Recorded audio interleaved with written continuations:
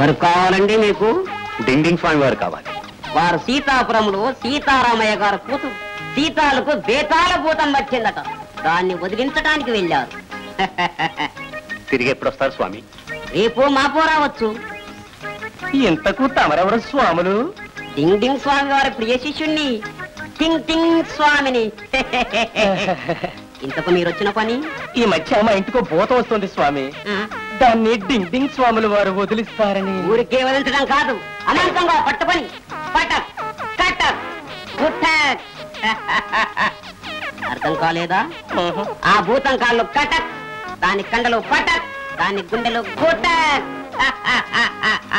స్వామి మళ్ళీ వస్తాం. గుట్ట గుట్ట గుట్ట గుట్ట గుట్ట